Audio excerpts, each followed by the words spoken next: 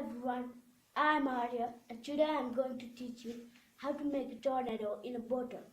First take a small bottle like this and fill it less than half or half like this one which I have filled, and shake it as fast as you can and turn it around very quickly, uh, like this I have. So I want to show it to you again.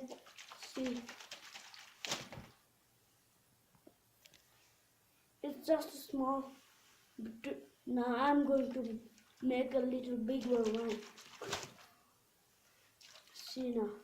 Now you can see it. See, it was bigger than first. Thank you everyone. I hope you can make it in your home yourself. Your tornado yourself. Thank you.